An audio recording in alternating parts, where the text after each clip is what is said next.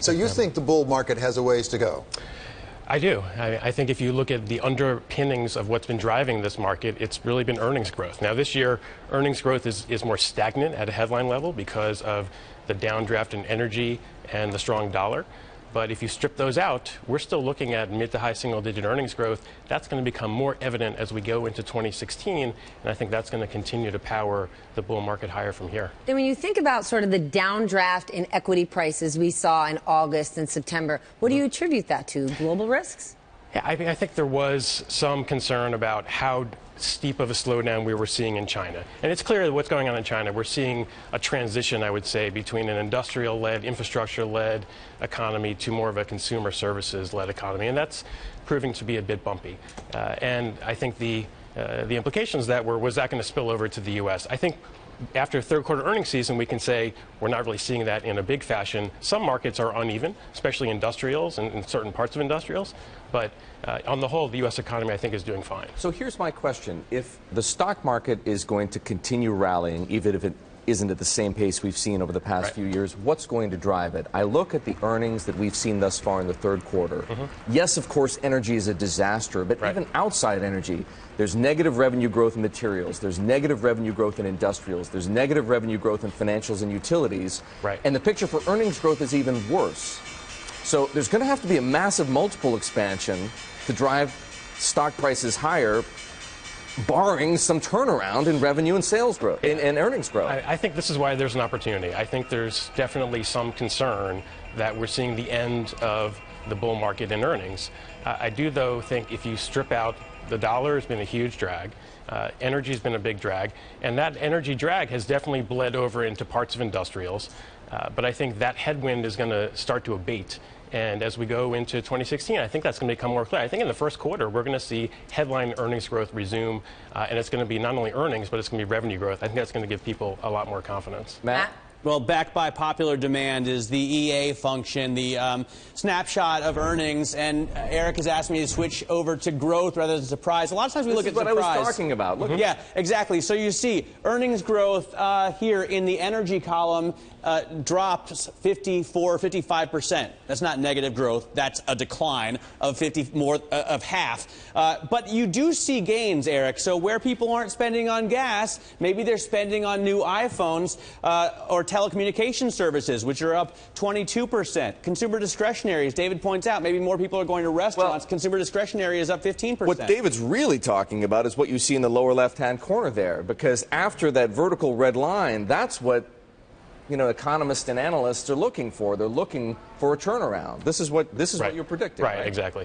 And I don't think it's hard to get there. I just think, again, if you strip out some of these headwinds from the energy sector and its knock-on effects, as well as the dollar, you can definitely get there. But how do you strip out the headwinds? Because there's those headwinds that technically affect the way these things trade every day. Well, because if you go into 2016, the dollar, look, if the dollar stays where it is, the headwind from the dollar is not going to be an issue as we go into 2016. And if oil prices don't have another 50% downdraft, that's not going to be a headwind in 2016. So you're just getting, it's basically easier comparisons. But again, if you just strip those out right now, we think revenue growth, excluding these headwinds, is about 5 to 7%.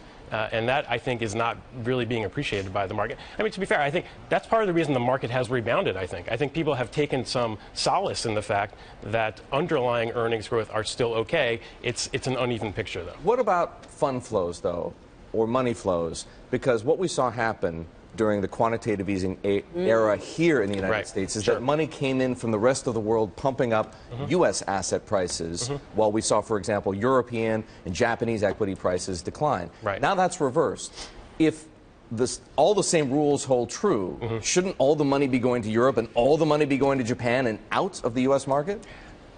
To be clear, we actually like overseas markets better than we do the U.S. market. So I think the overall equity bull market is still intact. But to your point, I think there is some better upside in some overseas markets. I think, look at the European. Even with the currency risk. Even you've got to. I mean, currency is obviously a variable. But the way I think about Europe is it took them a very long time to clean up their banking system. It's finally in a position where it can now support the recovery. this is going Says a guy who works for a bank that actually cleaned up faster. There you go. no fault, no ding from my part at all. But obviously, that's a big deal now that the banking system is in better health. And you're seeing it in the lending surveys in Europe. They only started supporting the recovery about 12 months ago. So that gives me some comfort. This is going to be a durable recovery, and we're not going to have the backsliding we had in the early parts of the recovery after the financial crisis.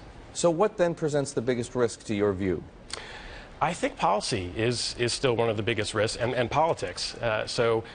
Clearly, the structural issues in Europe, I don't think, have really been addressed, and we've seen some political backlash there.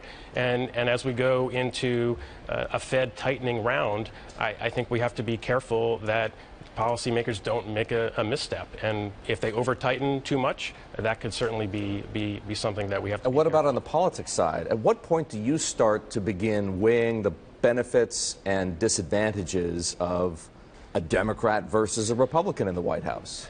At this point, it's kind of silly season in the campaign season, and it's very hard to, really take a lot of these proposals with any degree of confidence. I mean, at the end of the day, all these proposals have to go through a Congress. So the way I would think about it, though, is that if we have a Democratic president, we're probably going to end up with kind of the status quo, and that probably a Republican-controlled Congress. And right, exactly. My assumption is Congress doesn't change too much. So kind of a status quo. That's going to be, investors like certainty. Investors understand how to invest in the status quo. If there's a Republican in the White House, we probably will see some attempts to make some policy changes that could make some volatility. Some of those changes could be good or bad. We'll have to assess when we get to that point. If you say policy and politics are the overhang, how do you manage the perverse effect of central bank intervention? When they do it, the market likes it, but they're doing it because their economies are so bad. I think the market likes appropriate. This is Matt Miller's favorite subject. Right. I think the market likes appropriate central bank policy. And what I mean by that is that's why we. Hold on. Do they like appropriate central bank intervention, or do they just love the fact that a massive safety net hangs under the market? So whatever happens, well, we know Mario Draghi will do whatever it takes, or Janet Yellen will catch the baby falling out of a window. That's a nice way to invest, knowing you've got that. I don't have that perspective. I think what's really been driving this is earnings. If you look at what earnings have done over the last, since 2009, it's really been the primary driver of this. And sometimes the economy needs more support from the central banks. Sometimes it needs less. And that's why I think the market is beginning to rally on the notion that the Fed actually will begin to tighten, because the market thinks that's the appropriate policy. So, well, David, I think do you know what happens when guests disagree with me? I end their segments. Thank you. No, I'm messing with you. We do have to say goodbye. UBS's David Lefkowitz, thank you so much. That was great. Thanks for having me.